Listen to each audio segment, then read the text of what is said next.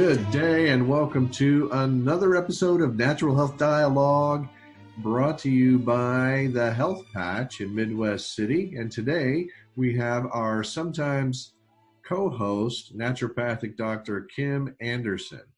And so Kim, I know you like to go deep on a lot of these things with a lot of the details. You seem like a fairly detail-oriented person. Is that I fair? can tend to be maybe to Gotcha. my detriment, but No, I don't think so. No, I think there's interest in that. I think a lot of people find it interesting. And so today we're going to go deep on a particular substance called berberine.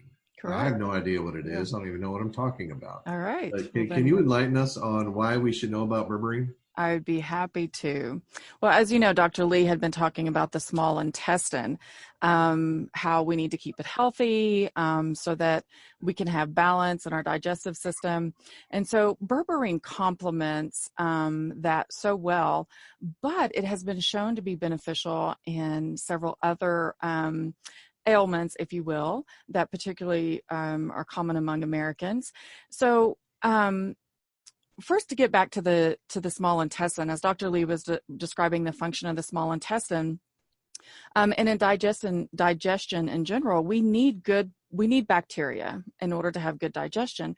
But when it comes to the small intestine and the large intestine, we don't want so much of that bacteria in the small intestine, but that can happen, and it can cause or it can create a problem called SIBO, or small intestinal bowel overgrowth. When we have too much bacteria in the small intestine, that can keep the small intestine from doing its function of breaking down and absorbing food. And SIBO is a lot more common than what we originally thought. It's just that it's so challenging to diagnose, if you will, because it has symptoms so similar to candida overgrowth or some other digestive issues. So it's not always really focused in on, if you will, but there are some distinctions. But like other digestive issues, one of the most common symptoms is going to be gas and bloating. Just that typical unease in the digestive system. So again, working with a health practitioner, really focusing in on with that is the issue is really a good idea, so that they can work with you. But berberine is a compound. It's actually an alkaloid. It's not even a full herb. It is the alkaloid from a plant. And even though berberine may sound new for us, it's actually been used for centuries by natural health practitioners. Anywhere where infection has been found, natural health practitioners were using this, but the plants that they were using were barberry or golden seal. I know that our listeners have heard about golden seal quite often with the Natural Health Dialogue. Oregon grapefruit is another one where this alkaloid is found in high content. So berberine and its medicinal characteristics have been used for many centuries. It's just in more recent history that as we began to extract those isolates out of our plants, that we're starting to get those. It really allows, similarly to curcumin from turmeric, by extracting that curcumin, we're getting a higher amount for more medicinal purposes. So the same with berberine. By isolating it, we can get higher amounts. Now, I'm more of a proponent for the whole herb because I feel like the whole herb has coenzymes and cofactors that help us metabolize it better. And also there's more of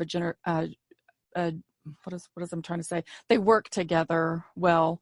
So Synergy? that is the word I'm looking for. Thank you. So I in most cases, I really lean towards using a whole herb, but I really cannot ignore the benefits that berberine has really been bringing. It has been found that, in fact, in 2012, there was a December issue of Natural Medicine Journal where it was stated that any condition that would be favorably impacted by a patient losing weight and or exercising may be impacted favorably with oral berberine supplementation. It makes sense to consider berberine for clients with insulin resistance, prediabetes, diabetes, metabolic syndrome, hypertension, heart disease, and several other diseases were stated in this article. So I find it interesting that it's even allopathic medications it's being applied there. Can you tell me what allopathic means? Oh, excuse me. Yes, mainstream medicine. Even though this was posted in a natural medicine journal, it was also posted in another allopathic journal, and I apologize for that. In 2015. Similarly, it was saying that basically the same thing, is just paraphrasing, that it is found that this has a good effect on regulating insulin, which is good news for Americans that have diabetes. I mean, 34 million Americans have diabetes. And so wouldn't that be all, and I'm kind of dating this podcast, but we're in the middle of this COVID-19 thing. And so when that is more impactful on people that have diabetes, that's one of those exactly conditions that makes the COVID worse. That makes what you're talking about even more beneficial, doesn't it? I agree. And when berberine has an impact against infections, any of those peripheral infections that can be caused, COVID is viral, but there are some infections that tend to set up. Those symptoms similar to pneumonia or things like that. So definitely is very beneficial to help keep the body healthy, help keep that insulin in check, if you will. It's also shown to have some benefits for cholesterol, to help lower cholesterol. And then it has been shown to it has actually been shown to help inhibit the growth of fat cells. So that's really good news for us that really need to lose weight. And so have companies used it in weight loss products? Has it become a part of that? That's a very good question. I could not tell you right off the top of my head if there's a product out there that has berberine for the sole purpose of weight loss. However, we do know that by controlling insulin, you're naturally going to, because insulin is our fat hormone. So by controlling insulin, keeping it in check, that is going to help contribute to losing weight. So using berberine along with watching your carbohydrates could be very beneficial in losing weight. So an excellent berberine would go along well with sort of a keto plan if you're on one of those. Yes. If you want to do keto, even if you don't, keto is typically about 20 carbs or less per day. Some people find that's not very sustainable, but when you consider that the average American we eat an average of 250 carbs a day, just by reducing down to 100 or 50 is really going to give an impact. So definitely those two going hand in hand. Berberine, low carb, is going to be very beneficial. Berberine has also been found that it helps release nitric oxide in the body. Nitric oxide helps open up the vessel, so you're going to get better circulation. And you're also and by better circulation, you're going to get better blood flow, and that's going to lower blood pressure. So here right now, we're talking about good insulin control. We're talking about cholesterol being lowered. We're talking about blood pressure lowering. We're talking about its infection fighting characteristics that help with the small intestine, that can help. It really has an affinity for the bacteria that can be found in the small intestine. So it sounds like we might have a silver bullet here, even though we natural health practitioners don't really like to use that term. But right. That's what I was thinking as you're talking. Yeah. Yes. Maybe not a silver bullet, but it definitely has so many good health benefits that we really, talking about it is a really good idea. So again, at the Health Patch, we always recommend that whenever you're going to use an herbal supplement, to make sure that you're getting a good quality that's been sourced well. And of course, here at the Health Patch, we are more than happy to help our customers find the very best product for them. Now, I know you guys, especially Randy, but probably you too, Kim. I just haven't heard you talk about it. Really do source them well. I mean, you research down into the dirt, Y- literally, of what these Yes. companies do and how they're made Yes. and all of that. Yes. Yes. There's such a reputation. Anytime you're swimming upstream, you really gotta know your stuff. You know what I mean?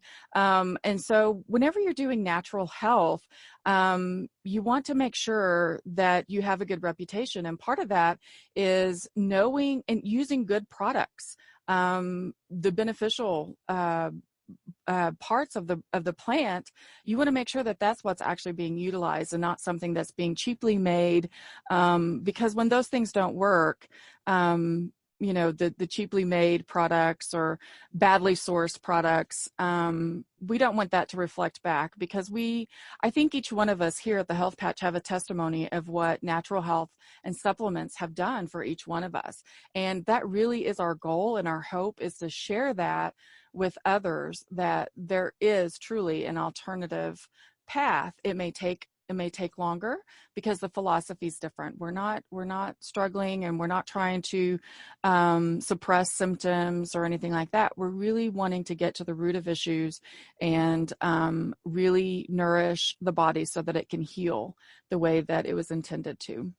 Amen. And so just so all of you all listening know, any of you listening can actually take part in what the Health Patch is doing. You can get their products. They'll mail them to you if you go to thehealthpatch.com. Right. Also, you can set up an appointment. I don't know, do you do Zoom consultations? You can consult with Kim or Randy or any of the other naturopathic doctors. Right. We're doing phone consultations right now. Zoom may be something that we look into fairly quickly, Okay. so that we can do that. But yes, we want to make contact any way that we can, that our customers would be the most comfortable with. Excellent. Well, thank you, Kim. This has been really good. We're over time, but I know that information was worthwhile. So we'll talk with you again on another All podcast. right. Thank you, Joseph. Everyone, be safe and healthy. Until next time.